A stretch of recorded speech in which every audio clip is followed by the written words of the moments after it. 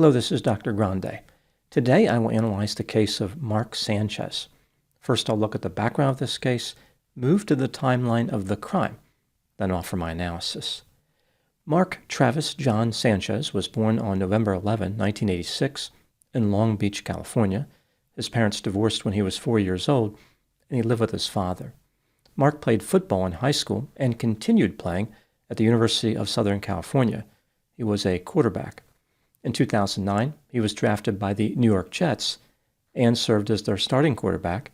Mark had a reputation as a decent quarterback, but he really wasn't that good.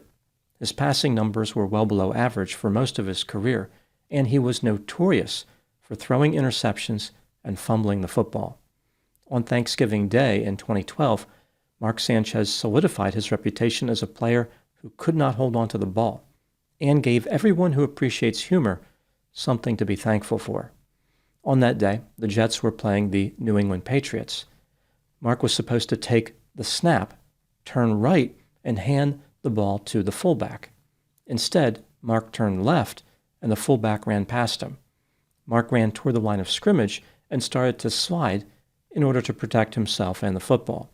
As he was doing this, he slammed into the rear area of an offensive lineman, which led to a backside facilitated football ejection. A safety for the Patriots recovered the fumble and ran for a touchdown. The Jets lost the game 49-19. This notorious play is now widely referred to as the butt fumble and is ranked as the most embarrassing play in the history of the New York Jets. For a franchise that specialized in embarrassment, this is quite an accomplishment. For Mark, the play came to symbolize his failure as a quarterback and permanently transformed him into a punchline. It was a turning point that relegated Mark to the position of backup quarterback for the remainder of his career. In 2014, he went to the Philadelphia Eagles as a backup quarterback and spent 2 years there. In 2016, he went to the Dallas Cowboys. In 2017, Mark joined the Chicago Bears. And in 2018, he signed with the Washington Redskins. Mark Sanchez retired from football in 2019 as a backup quarterback and became an analyst for ESPN. In 2021, he went to work for Fox Sports. Mark has been the subject of frequent criticism as an analyst, being described as immature, distracting, forced, and loquacious. His commentary involves broad and vague statements, failed humor, and no real insight. Now moving to the timeline of the crime. On Saturday, October 4, 2025, 38-year-old Mark Sanchez was in Indianapolis, Indiana, to call the upcoming game between the Indianapolis Colts and the Las Vegas Raiders. At 12:35 a.m., the police received a report that a person had been shot at a pub located at 301 West Washington Street. When they arrived, they encountered Mark Sanchez. He had stab wounds to his upper right torso. As it turns out, no one had been shot. Mark was transported to a hospital. When the police interviewed him, he said that all he could remember was grabbing for a window. He did not know who stabbed him or where the incident occurred. In an alley located near 50 South Senate Street, the police encountered a 69-year-old truck driver named Perry Toll. He worked for a cooking oil recycling service called Restaurant Technologies and was driving a 2026 Freightliner straight truck with a box body. This company delivers fresh cooking oil to businesses and removes used oil. Perry had a laceration to his left cheek. He was transported to a hospital. As the investigation continued, the police identified a witness, who they referred to as BB, in court documents. He said that he was picking up his child when he saw a large male wearing a black shirt and a truck driver interacting with each other. At first, he thought they were friends, but then he noticed the two men were recording each other on their cell phones. This is never a good sign. After this, the truck driver tumbled to the curb, and the male in the black shirt was standing over him. BB thought they may have been wrestling.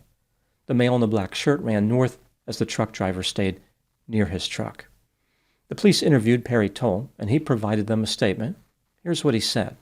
While he was in the alley at the loading dock at the Westin Hotel, Mark approached the driver's door of the truck and told him he could not be at the loading dock. Mark claimed that he had talked to the hotel manager. Perry was confused by this.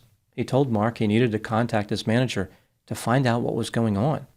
Mark then climbed into the cab of the straight truck and leaned over the driver's seat. Perry told him he was not allowed to be in the truck. Mark stepped down and repeated his claim that he had spoken to the hotel manager. After this, he tried to get in the truck again. At this point, Perry realized he had a problem. He tried to flag down a security officer from the Marriott, which is across the alley from the Westin. Mark was following him around. When Perry tried to retrieve his cell phone from the truck, Mark shoved him in the back. Perry retrieved pepper spray from his pocket and sprayed Mark. This stopped Mark for a moment, but he wiped his face and advanced toward him. Perry retrieved a knife and stabbed Mark a few times. At this point, Perry flew backward toward a green roll-off container and landed on pallets that were on the ground. He made it back to his feet and stabbed Mark again. Mark had a surprised look on his face, slowly turned around, and ran out of the alley north toward West Washington Street. The police were able to retrieve video surveillance from cameras from the Indianapolis Marriott downtown. They could see that Perry Toll arrived at 12:05 a.m. and parked at the loading dock at the Westin Hotel. At this time, Mark Sanchez was aimlessly wandering around the area. Mark approached the truck at 12:25 a.m., opened the door, and started a conversation. After this, Perry walked toward the Marriott security office. Mark was following him around, then ran after him. Mark threw Perry to the ground. Perry stood back up, and Mark ran toward West Washington Street. The video confirmed that Perry Toll had accurately described the incident in the alley. Mark Sanchez was arrested and charged with 3 misdemeanors: battery resulting in bodily injury, unauthorized entry of a motor vehicle, and public intoxication. On Sunday, October 5, he was released on a $300 bond. On Monday, October 6, 2025, Mark was additionally charged with battery resulting in serious bodily injury, which is a felony. For this charge alone, he could face up to 6 years in prison. At the time I'm making this video, Mark Sanchez is working his way through the criminal justice system. Perry Toll, who is recovering from his injuries at home, has filed a lawsuit against Mark Sanchez. Now moving to my analysis. The available evidence doesn't look too good for Mark Sanchez. Video surveillance is consistent with the story provided by Perry Toll, who indicated that Mark attacked him. Perry also said he could smell alcohol on Mark's breath. Perhaps alcohol contributed to Mark's erratic behavior. Just like a football, Mark was not able to hold his alcohol. I think it is reasonable to believe that Mark attacked Perry, just like Perry indicated. This put Perry in fear for his life. He told the police that he thought Mark was going to kill him. Perry sprayed Mark with mace, but that was not effective enough. After Mark pushed Perry down, Perry used a knife to defend himself. This tactic discouraged Mark from continuing the attack. Perry acted in self-defense, and his actions were justified. This brings me to the question, what do I think happened in this case? This is just a theory, my opinion. Mark Sanchez was a successful NFL quarterback at one time. After retiring from football, he found work as an analyst. He was never too good as a football player, and he wasn't too good as an analyst either, but he still made a lot of money. His net worth is estimated to be $40 million. Mark was in the city of Indianapolis for his analyst job when he decided to consume alcohol. He started roaming the area around the Westin and Marriott hotels, like on West Maryland Street and West Washington Street. It appears as though Mark may have been trying to exercise, like he was jogging while intoxicated. For some reason, Mark was not happy about Perry parking his truck in the alley next to the Westin Hotel. One theory is that Mark believed the truck was blocking the alley enough to interfere with his exercise. A bystander reported to the media that the truck was not actually blocking the alley. There was enough room for a car to pass. This meant that Mark could have simply done the same, although completing a pass has never been his strong suit. Mark was arrogant and had a sense of entitlement. He believed that he had an exclusive right to this random alley between 2 hotels in the city of Indianapolis. He told Perry he needed to move the truck and lied when he said he spoke to the hotel manager. Mark then tried to move the truck himself, but he couldn't figure out how to do it. Mark's behavior escalated.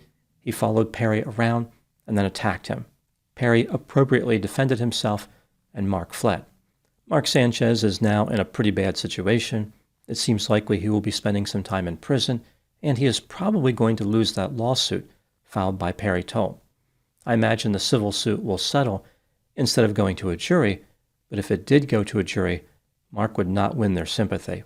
They would undoubtedly side with the truck driver instead of the millionaire who attacked him unprovoked in an alley when the driver was just trying to do his job. Mark Sanchez managed to destroy his career, sour his reputation, and lose his dignity all in one night. He probably thought the butt fumble play was his worst moment, but now he has managed to fumble his entire life. Those are my thoughts on the case of Mark Sanchez. Thank you so much for watching. I'll talk to you soon. Just a reminder that I have over 300 pre-release videos on my Patreon account. These videos are of the same quality as the videos I release to the public. When I put a video in pre-release status, it usually stays that way for several months, if not a year. I will put the link to Patreon in the description for this video.